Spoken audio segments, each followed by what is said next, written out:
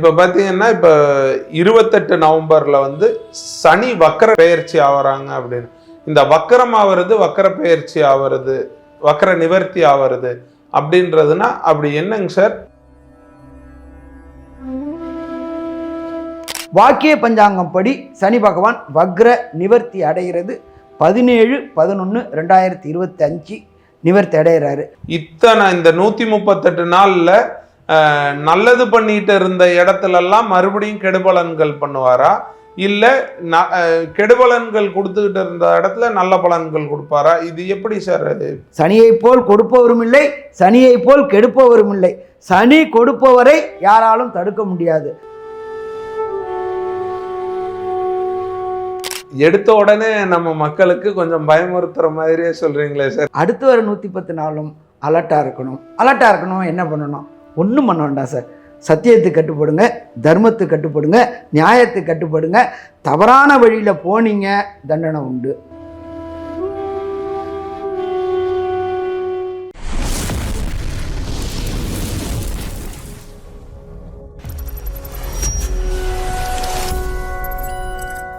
பக்தி பிரைம் நேயர்களுக்கு வணக்கம். இன்னைக்கு நம்மளோட அஸ்ட்ராலஜர் டாக்டர் சுவாமி ஹரிஹர சர்மா அவர் இருக்காரு. அவர்கிட்ட நம்மளுக்கு ஜோதிடம் சம்பந்தமா பல சந்தேகங்கள் இருக்கு. அவர்கிட்ட நம்ம கேட்டு தெரிஞ்சுக்கலாங்க. சார் வணக்கம் சார். நமஸ்காரம். பக்தி பிரைம் யூடியூப் சேனல் நேயர்களுக்கு அஸ்ட்ராலஜர் டாக்டர் சுவாமி ஹரிஹர சர்மாவின் பணிவான நமஸ்காரங்கள். நாம் இப்போ சில ஜோதிட சம்பந்தமான கேள்விகளை கேட்குறேன் அப்படின்னு சொல்லியிருக்கிறாங்க. நீங்கள் உங்களுக்கு என்ன கேள்வி கேட்கணுமோ அதை கேளுங்க. நான் ஒன்றொன்றுக்கா பதில் சொல்கிறேன்.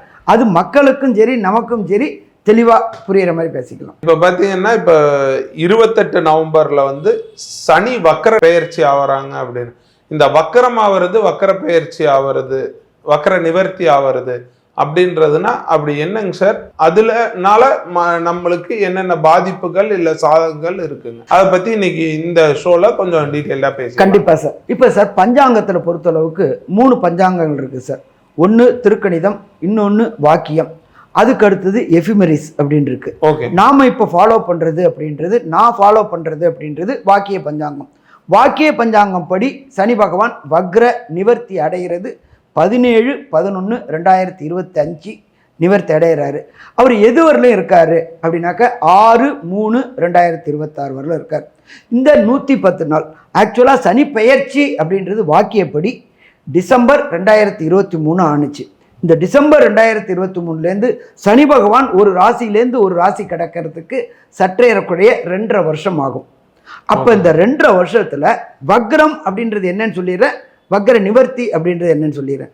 சனி பகவான் தான் நின்ற இடத்துலேருந்து 5ஆம் இடத்துல சூரியன் வர்றது அப்படின்றது வக்ர காலம். வக்ரம் அப்படின்னா செயலற்ற தன்மை இருக்கக்கூடிய காலகட்டங்கள். இவர் எத்தனை நாள் இந்த செயலற்ற தன்மையில இருப்பாரு அப்படின்னாக்க, சனி நின்ற இடத்துலேருந்து 5ஆம் இடத்துலேருந்து 9ஆம் இடத்துக்கு சூரியன் வரக்கூடிய காலகட்டங்கள். இது சற்றேறக்குறைய 138 நாள். இது வக்ர காலங்கள்.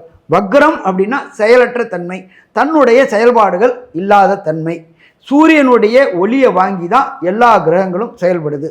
சூரியனை நம்ம ஆத்மகாரகன் சொல்கிறோம். அந்த சூரியனுடைய ஒளியை வாங்கி தான் சந்திரன், அங்காரகன் எல்லாருமே செயல்படுறாங்க. அப்போ இந்த வக்ரம் அப்படின்றது இந்த 138 நாள். இப்போ இவர் வக்ர நிவர்த்தி ஆகிறது வாக்கிய பஞ்சாங்கப்படி 17/11/2025 6/3/2026. இது இடைப்பட்ட காலம் அப்படின்றது நாட்களில் கணக்கு பண்ணணும் அப்படின்னா 110 நாட்கள். Okay sir. அப்போ செயலற்ற தன்மையிலிருந்து இப்போ நீங்கள் சொன்னதுலேருந்து நான் புரிஞ்சுக்கிட்டது, செயலற்ற தன்மையிலேருந்து மறுபடியும் செயல்பாட்டுக்கு வராரு வக்ர நிவர்த்தி ஆயின்னு புரிஞ்சுக்கிட்டோம்னா, இத்தனை இந்த 138 நாளில் நல்லது பண்ணிட்டு இருந்த இடத்துலலாம் மறுபடியும் கெடுபலன்கள் பண்ணுவாரா, இல்லை கெடுபலன்கள் கொடுத்துக்கிட்டு இருந்த இடத்துல நல்ல பலன்கள் கொடுப்பாரா? இது எப்படி சார்? சார் ஒரு சிம்பிள் கான்செப்ட் சார். எப்பொழுதுமே இது மேக்சிமம் பொறுத்தளவுக்கு நம்மளுடைய சனியை பொறுத்தளவுக்கு அஷ்டமத்து சனி, அர்த்தாசிரம சனி, 7.5 சனி. ஓகே. இந்த மொத்தத்துக்கு பார்த்தோம் அப்படின்னா இது 5 ராசிக்காரர்களுக்கு வரும் சார். ஓகே. இப்போ வாக்கிய பஞ்சாங்கப்படி கும்பத்துல சனி பகவான் இருக்காரு. கும்பத்துக்கு முந்தைய ராசி அப்படின்றது மீனம், அதுக்கு பாதச்சனி. கும்பத்துக்கு பிந்திய ராசி அப்படின்றது மகரம், அது விரயச்சனி. ஓகே. ஜென்மம் அப்படின்றது கும்பம். அப்போ இது 7.5 வருஷம். அதுக்கு அடுத்தது அஷ்டமம் அப்படின்னா ராசியிலேருந்து 8ஆம் இடத்துக்கு வர்றது அஷ்டமம். அஷ்டமத்துக்கு சம்மந்தப்பட்டது அப்படின்றது கர்க்கடகம். கடகத்திலேருந்து 8ஆம் இடம் கும்பம், அது அஷ்டம சனி. அதுக்கு அடுத்தது விருச்சிகத்திலேருந்து 4ஆம் இடம் அர்த்த ஆஷ்டமம். அஷ்டமம்னா 8, அர்த்தம்னா பாதி, அதில் பாதி 4. அப்போ மேஜராக இதில் இம்பேக்ட் ஆகக்கூடியவங்க இந்த 3 ராசி. என்னென்ன ராசி? மகரம், கும்பம், மீனம். இதை தவிர கடகம், விருச்சிகம். இவங்க 5 ராசிக்காரங்களும் இந்த 138 நாளும் சூப்பராக இருந்தாங்க. அஷ்டமத்து சனி, சனியை போல் கொடுப்பவரும் இல்லை, சனியை போல் கெடுப்பவரும் இல்லை. சனி கொடுப்பவரை யாராலும் தடுக்க முடியாது. சனியை கண்ட்ரோல் பண்ணோம்னா அவங்க அப்பாவான சூரியனாலே கண்ட்ரோல் பண்ண முடியாது. சனியை கண்ட்ரோல் பண்ணால் 2 பேரால் கண்ட்ரோல் பண்ண முடியும். ஒன்று எம்பெருமான் விநாயகர், இன்னொன்று ஆஞ்சநேயர். இவங்களால தான் கண்ட்ரோல் பண்ண முடியும். அப்போ இந்த 5 ராசிக்காரங்களும் கடந்த 138 நாளும் சந்தோஷத்தில் இருந்தாங்க. ஆஹா, நம்ம அஷ்டமத்து சனி ப்ராப்ளம் இல்லை, அர்த்தாஷ்டம சனி ப்ராப்ளம் இல்லை, 7.5 சனி ப்ராப்ளம் இல்லை அப்படின்னு இருந்தாங்க. இப்போ இந்த 5 ராசிக்காரங்களுக்கும் பிரச்சனை ஆரம்பமாகும். நான் ஆரம்பத்திலே சொன்னேன், சனியை போல் கொடுப்பவரும் இல்லை, சனியை போல் கெடுப்பவரும் இல்லை. சனி கொடுப்பதை யாராலும் தடுக்கவும் முடியாது, சனி கெடுப்பதையும் யாராலும் தடுக்க முடியாது. அப்போ மேஜராக இதில் அஃபெக்ட் ஆக போகிற ராசிகள் 5 ராசிகள். சரி, என்னென்ன ரீதியாக அஃபெக்ட் ஆவாங்க அப்படின்றத போலாமா? கண்டிப்பாக சார். எடுத்த உடனே நம்ம மக்களுக்கு கொஞ்சம் பயமுறுத்துற மாதிரியே சொல்றீங்களே சார். இந்த 5 ராசிக்காரங்களும் இந்த 138 நாள் ஜாலியா இருந்தாங்க, இனி வர்ற 110 நாள்ன்றது ரொம்ப ஒரு எப்படி சொல்றதுன்னா ஒரு கெடுபலன்களை கொடுப்பாருன்ற மாதிரி சொல்றீங்களே சார். அது எப்படி சார்? அதை பத்தி பார்த்துருவாங்க சார். Simple concept sir. இந்த 5 ராசிக்காரங்களுமே டிசம்பர் 2023 அவதிப்பட்டு இருக்கிறாங்க, அசிங்கப்பட்டு இருக்கிறாங்க, செய்யாத தப்புக்கு தண்டனை வாங்கிட்டு இருக்கிறாங்க, வண்டி வாகனங்களில் சில கண்டங்களை சந்திச்சுட்டு இருக்கிறாங்க, உடல்நல ரீதியான ப்ராப்ளம் பண்ணிட்டு இருக்கிறாங்க. 2.5 வருஷம், வருஷத்துக்கு 365 230 கிட்டத்தட்ட 1000 நாள். 1000 நாளில் ஒரு 138 நாள் ரிலாக்ஸாக இருந்தாங்க. நான் இப்பயும் சொல்கிறேன், எந்த கிரகத்துக்கும் ஈஸ்வர பட்டமே கிடையாது. கண்டிப்பா சனி பகவானுக்கு மட்டும்தான் ஈஸ்வர பட்டம் உள்ளவர். அப்போ அவர் நியாயவான், ஆனானப்பட்ட நல சக்கரவர்த்தி. சத்தியத்துக்கு, தர்மத்துக்கு, நியாயத்துக்கு கட்டுப்பட்டவர் நல சக்கரவர்த்தி. ஆனானப்பட்ட நல சக்கரவர்த்தியே 7.5 வினாழிகை ஜலத்தில் வச்சு பார்த்தவர். அப்போ அவரு கொடுக்கறத யாராலும் தடுக்க முடியாது. அது நல்லதாக இருந்தாலும் சரி, கெட்டதாக இருந்தாலும் சரி. நம்ம இப்போ எதுக்கு சொல்கிறோம்னு கேட்டிங்கனாக்கா, prevention is better than cure. Okay. இப்போ நம்ம 5 ராசிக்காரங்களை என்ன பண்ணுறோம்? அலர்ட் பண்ணுறோம். இப்போ 134 அசால்ட்டாக இருந்தாங்க, அவர் வக்ரம் ஆகிட்டாரு அப்படின்னு சொல்லி 138 நாள் ரிலாக்ஸாக இருந்தாங்க. அடுத்து வர 110 நாளும் அலர்ட்டாக இருக்கணும். என்ன பண்ணணும்? ஒன்றும் பண்ண வேண்டாம் சார். சத்தியத்துக்கு கட்டுப்படுங்க, தர்மத்துக்கு கட்டுப்படுங்க, நியாயத்துக்கு கட்டுப்படுங்க. தவறான வழியில் போனீங்க, தண்டனை உண்டு சார். எப்போதுமே சத்தியம் தோக்கிறது கிடையாது. ஆனால் சத்தியத்துக்கு சோதனை வரும், ஆனால் இறுதியில் வெற்றி பெறும். அப்போ நம்ம இந்த 5 ராசிக்காரர்களும் பயமுறுத்தலை அலர்ட் பண்ணுறோம். That is call prevention is better than cure. அப்போ இந்த 5 ராசிக்காரங்களும் இந்த 110 நாளும் அலர்ட்டாக இருக்கணும். அலர்ட்னா என்ன? சத்தியத்து வழி போங்க, தர்மத்து வழி போங்க, நேர்மையாக போங்க. தவறுதலான வழியிலெல்லாம் பணம் சேர்க்க விடுவார் சார். இப்போ இந்த காலகட்டங்களில் 110 நாளில் தவறுதலான சேர்க்கைகளை விடுவார். இந்த சொல்லுவாங்க பார்த்தீங்களா, விபரீத காலம் வந்தால் விநாச புத்தி வரும், விநாச காலம் விபரீத புத்தி வரும்பாங்கள. இப்போ தடுமாற வைப்பார். நாம் என்ன பண்ணுறோம்? நம்ம பக்தி பிரேமி யூடியூப் சேனல் நேயர்களுக்கு எச்சரிக்கையாக இருந்துங்க அப்படின்னு அலர்ட் கொடுக்குறோம். Okay sir. இப்போ அதில் நீங்கள் சொன்ன 5 ராசியில் 7.5 சனியில் இருக்கிற ராசிகள் பார்த்தீங்கன்னா மகரம், கும்பம், மீனம். இந்த 3 ராசிகளோட நிலைகளை பார்த்துட்டு அப்புறமா நம்ம கடகத்துக்கும் நம்ம விருச்சகத்துக்கும் பார்ப்போம் சார். முதல்ல நம்ம மகரத்துல இருந்து போயிடலாம். மகரத்துக்கு இப்போ எங்கே இருக்கிறாரு சனி அப்படின்னா பாத சனியில் இருக்கிறாரு. ஆமாங்க. பாத சனி அப்படின்னா என்ன பண்ணுவார்? நாம் எடுக்கின்ற முடிவுகளை தவறுதலாக கொண்டு போகக்கூடிய வாய்ப்புகள் உண்டு. நம்ம எடுக்கின்ற காரியங்களை தவறுதலாக போகக்கூடிய வாய்ப்புகள் உண்டு. அதுக்கடுத்து உடல் நலத்தில் தொந்தரவு எடுக்கக்கூடிய வாய்ப்புகள் உண்டு. கொடுத்த வாக்கை காப்பாற்ற முடியாத காலகட்டமாக இருக்கக்கூடிய வாய்ப்புகள் உண்டு. திருக்குறள் இது என்ன சொல்லியிருக்காங்க? திருக்குறளில் யாகா வாராயினும் நாகாக்க காவாக்கால் சோகாப்பர் சொல்லியிருக்கப்பட்டு. அப்போ இந்த 110 நாள் மகர ராசிக்காரங்களை பொறுத்தளவுக்கு 2ஆம் இடத்துல சனி பகவான் இருக்கார். 2ஆம் இடத்துல சனி பகவான் இருக்கும்போது யாருக்கும் வாக்குறுதி கொடுக்கறத தவிர்க்கணும். பேசிக் நம்பர் 1. அதுக்கு அடுத்தது 2ஆம் இடம் அப்படின்றது ஜோதிட சாஸ்திரத்தில் என்ன சொல்லியிருக்கு?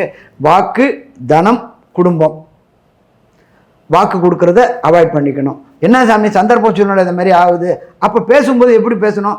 பார்ப்போம், பார்க்கலாம், பார்க்குறேன் அப்படின்னா மதில் மேல் பூனை. நான் முடிச்சு தரேன் அப்படின்னு சொன்னால் அது முடியாது. அப்போ என்ன பண்ணலாம்? இந்த காலகட்டங்களில் இந்த மகர ராசி என்பர்கள் கேர்ஃபுல்லாக போய் எதமா போனால் பதமாக தப்பிச்சுக்கலாம், இல்லை உள்ளே போய் மாட்டிக்கிட்டுருவோம். அடுத்தது குடும்பத்தில் குழப்பங்கள் வரக்கூடிய வேண்டியது. கணவரோ மனைவியோ 2 பேருக்கும் டிஃப்ரெண்ட் ஆஃப் ஒப்பீனியன் வரக்கூடிய வாய்ப்புகள் உண்டு. என்ன ஆகும்? நீங்கள் நான் சொல்கிறது மிஸ்கம்யூனிகேஷன் ஆகக்கூடிய வாய்ப்புகள் உண்டு. உங்களை நான் பசுன்னு சொன்னால் கோவப்பட மாட்டீங்க, மாடுன்னு சொன்னால் கோவப்படுவீங்க. ஆனால் 2மே மாடு தான். ஆனால் நம்மளுடைய இதில் என்ன சொல்லியிருக்கு? பசுனாக்க சகல தேவதைகளும் வாசம் செய்கிறது. கண்டிப்பாக. கோவம் என்ன சொல்கிறோம்? மாடுன்னு சொன்னால் கோவம் வரும். அப்போ இந்த காலகட்டங்களில் குடும்பத்தில் கணவருக்கும் மனைவிக்கும் அந்யோன்யம் இருக்கணும், ஆனால் எச்சரிக்கையோடு இருக்கணும். தேவையில்லாத வார்த்தைகளை விடுறதுக்கு முன்னாடி யோசிக்கணும். விட்ட பிறகு யோசித்தோம் அப்படின்னா நம்மளை போல முட்டாள்கள் யாரும் கிடையாது. அதனால் இந்த 110 நாளும் மகர ராசி என்பர்கள் ஹஸ்பண்டாக இருந்தாலும் சரி, மனைவியாக இருந்தாலும் சரி, எச்சரிக்கையாக வார்த்தையை விடணும். இன்னொன்று, வார்த்தையை விடாமல் இருந்தாலே பாதி பிரச்சனை சால்வு. அப்போ இந்த காலகட்டங்களில் மகர ராசிக்காரங்களுக்கு இது. அடுத்தது கும்பராசி. கும்பத்தில் ஜென்மத்திலேயே சனி பகவான். அவர் தனிச்சு இருக்காரா அப்படின்னா தனிச்சு இல்லை, கூட ராகு இருக்காரு. ராகு கேதுக்கு எப்பொழுதுமே வீடு கிடையாது. அவர் எந்த இடத்துல இருக்காரோ அந்த இடத்தின் அதிபதியின் காரகத்துவத்தை எடுத்து செய்கிறாரு. கும்பத்தோட ஓனர் யாரு? சனி பகவான். அவர் அங்கேயே சப்பளம் போட்டு உட்கார்ந்து இருக்கிறாரு, அங்கேயே ஆட்சி பெற்று இருக்காரு. அப்ப 2வது சனி பகவான் வந்துட்டாராங்க. ராகுவும் சனியோட பார்வையை எடுத்து சனி கூட சேர்ந்தே இருக்காரு. அவரும் யாரோட வேலையை செய்யணும்? சனி பகவானோட வேலை செய்யணும். ஒரு சனி பகவானுடைய ஆட்டி படைக்கிறது நம்மளா தாங்காது. அப்போ 2 சனி பகவான். அப்போ உடல்நல ரீதியான தொந்தரவுகள் வரக்கூடிய வாய்ப்புகள் உண்டு. ராகு அப்படின்னா பிரம்மாண்டம் பிரம்மாண்டம் பிரம்மாண்டம். அந்த நம்மளுடைய எண்ணங்களையும் செயல்பாடுகளையும் என்ன பண்ணுவார்? பிரம்மாண்டமாக கொண்டு போவார். ஆனால் கடைசியில் பீஸை பிடிங்கி விட்டுருவார். அப்போ திங்கிங் அப்படின்றது மெல்ல மெல்ல போவோம். எப்போதுமே சர்வே, சக்சீட், டிலைட். ஒரு படி ஏறணும், அந்த படியை ஃபஸ்ட்டு தக்க வச்சுக்கணும், அதுக்கப்புறம் 2வது படி போகணும். ஆனால் ஒரு படி ஏறிட்டு திருப்பி இறங்கக்கூடாது. இது வாழ்க்கைக்கு எல்லாருக்கும் பொருந்துமா? எல்லா துறையினருக்கும் இது பொருந்தும். ஒரு படி ஏறுறது கஷ்டம், ஏறின படி விட்டு இறங்கக்கூடாது. 2வது படி ஏறுறது காலதாமதமானாலும் ப்ராப்ளம் கிடையாது. அப்போ பொறுமையாக போகணும். எண்ணங்கள் நல்ல எண்ணங்களாக இருக்கணும். உடல் நலத்தை பொறுத்தளவுக்கு ப்ராப்ளம் வரக்கூடிய வாய்ப்புகள் உண்டு. நம்ம இந்த 2019 2020 கொரோனா பாதிக்கப்பட்டோம் பார்த்தீங்களா? இந்த கொரோனா பாதிக்கப்பட்ட காலகட்டங்களில் நுண்கிருமிக்கு அதிபதி அப்படின்றது கேது. அந்த கேது சிம்மத்திலேருந்து 7ஆம் பார்வையா சனியை பார்க்குறார். அப்போ இந்த காலகட்டங்களில் நுண்கிருமிகள்னால இந்த அமீபா வைரஸ்ன்னு கேரளத்தில் வந்துருக்கு பார்த்தீங்களா? இதே மாதிரி ஒன்று வியாதிகள் வரக்கூடிய வாய்ப்புகள் உண்டு. அடுத்தது கேது அப்படின்னாக்களே கேன்சருக்கு உண்டான ப்ராப்ளம் உண்டு. அதுக்கடுத்தது ராகு அப்படின்னா இருதய தொடர்புடைய ப்ராப்ளங்கள் வரக்கூடிய வாய்ப்புகள் உண்டு. அப்போ இந்த கும்பராசிக்காரங்க வெளியில் உணவு சாப்பிட்றத தவிர்க்கணும். ஏன் ஜாமி வீட்டில் நம்ம என்ன பண்ணுவோம்? ஒரு ட்ரிப் யூஸ் பண்ணேன்னே 2வது ட்ரிப் யூஸ் பண்ண மாட்டோம். ஆனால் ஹோட்டலில் என்ன பண்ணுவாங்க? மாற்றி பண்ணிக்கிட்டே இருப்பாங்க. அதே போல் கொலஸ்ட்ரால் அதிகமாக இருக்கும். இதனால் வெளியில் உணவை தவிர்ப்பது நல்லது. அப்படியே சாப்பிட்டாகணும் அப்படின்னா ஆயில் பதார்த்தத்தை சாப்பிட்றத தவிர்க்கணும். சனி பகவானை பொறுத்தளவுக்கு கெமிக்கல் அதிபதி, இரும்பு எண்ணெய் கெமிக்கல் அதிபதி. அப்போ வெளியில் தவிர்க்கணும். அதே போல் இவங்களுக்கு யூரினரி இன்ஃபெக்ஷன் அடிக்கடி வர வாய்ப்புகள் உண்டு. யாருக்கு? கும்பராசி சேர்ந்தவங்களுக்கு. அப்போ யூரினரி இன்ஃபெக்ஷன்னா என்ன அர்த்தம்? காமன் பாத்ரூம் யூஸ் பண்ணோம்னாக்க ப்ராப்ளம் வரக்கூடிய வாய்ப்புகள் உண்டு. அதை அவாய்ட் பண்ணுறது சிறப்பாக இருக்கும். வேறு வழி இல்லை அப்படின்னு சொன்னாக்கா 1க்கு 2 ட்ரிப்பு ஃப்ளஷ் பண்ணிவிட்டு போனோம்னா சரியாக இருக்கும். அப்போ prevention is better than cure. கேதுவோடைய பார்வையில் சனி பகவான் இருக்கார், ராகு கூட சனி பகவான் சேர்ந்து இருக்கார். உடல்நல தொந்தரவுகள் வரக்கூடிய வாய்ப்புகள் உண்டு. இந்த 134 நாளும் ஜாலியாக ரிலாக்ஸாக இருந்தாங்க. 17/11/2025 6/3/2026 வரலும் எச்சரிக்கையாக இருக்கிறது சிறப்பாக இருக்குமா? சிறப்பாக இருக்கும். அடுத்து மீனராசி. மீனராசி. மீனத்துக்கு சனி பகவான் எங்கே இருக்காரு அப்படின்னு கேட்டிங்கன்னா 12ல் இருக்கார். 12 அப்படின்றது விரயச்சனி அப்படின்னு பேர்.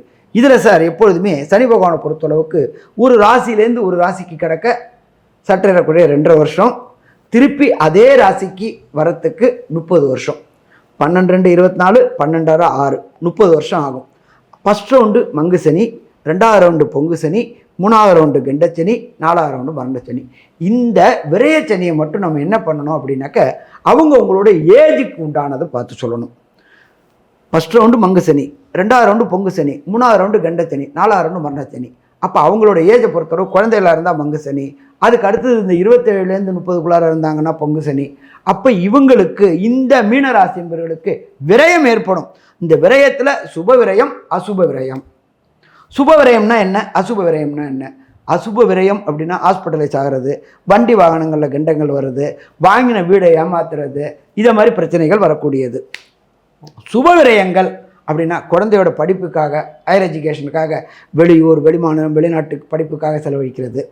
அதுக்கடுத்தது வீடு வாங்கிறது, இடம் வாங்கி வீடு கட்டுறது, இது எல்லாமே சுப விரயங்கள். அடுத்தது திருமணம். அந்த மீனராசி சேர்ந்த அன்பர்களுக்கு குழந்தைகளோட கல்யாணம், அதுவும் செலவு தான். ஒரு கல்யாணம், ஒரு சொல்லுவாங்க கல்யாணம் கட்டிப்பார் வீட்டை கட்டிப்பார் அப்படிம்பாங்க, ரெண்டுமே சுப விரயம்தான். ஆனால் அது அசையாமல் திங்கும், இதை அசைஞ்சு சாப்பிடும்.